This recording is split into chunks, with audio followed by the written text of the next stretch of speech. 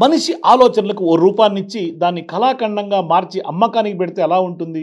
వినడానికి వింతగా ఉన్న జపాన్లోని ఓ సంస్థ దీన్నే నిజం చేస్తోంది. టోక్యో కేంద్రంగా పనిచేస్తున్న బీడబ్ల్యూటీసీ అంటే బ్రెయిన్ టు ది క్రియేషన్ అనే సంస్థ ప్రజల మెదడు తరంగాలను ఆ డేటాను కొనుగోలు చేస్తూ అందరి దృష్టిని ఆకర్షిస్తోంది.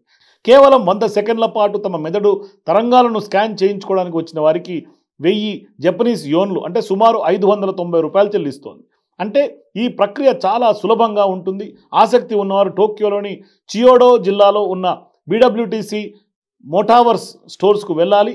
అక్కడ వారి తలపై ఒక ప్రత్యేకమైనటువంటి స్కానింగ్ పరికరాన్ని ఉంచుతారు.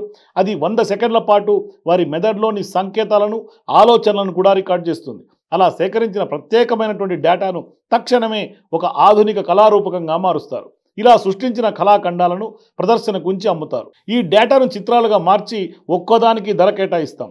ఈ కళాఖండాలను ప్రజల ముందు ప్రదర్శించి విక్రయిస్తామని బీడబ్ల్యూటీసీ నిర్వహణ బృందం చెప్తోంది. ఈ కళాఖండాల ధరను వాటి కళాత్మక విలువ, డేటాలోని ప్రత్యేకత, స్కానింగ్ సమయంలో వ్యక్తి మానసిక స్థితి వంటి అంశాల ఆధారితంగా నిర్ణయిస్తారు. ఉదాహరణకు స్కానింగ్ సమయంలో ట్రామ్ వీడియో చూసిన వ్యక్తి బ్రెయిన్ వేవ్ ఆర్ట్కు 8201 ధర నిర్ణయించగా, ఆహారం గురించి ఆలోచించినప్పుడు వ్యక్తి ఆర్ట్కు 4608 ధర పలికింది. ఇప్పటి వరకు 1853 మంది నుంచి మెదడు డేటాను అంటే ఆ తరంగాల డేటాను కొనుగోలు చేసినట్లు కంపెనీ తన వెబ్సైట్లో పేర్కొంటోంది. ఇప్పటికే జపాన్లోని ఇతర నగరాలతో పాటుగా థాయివాన్లో కూడా ఈ వినూత్న కళా ప్రదర్శనలు నిర్వహించి మంచి స్పందన అందుకుంది.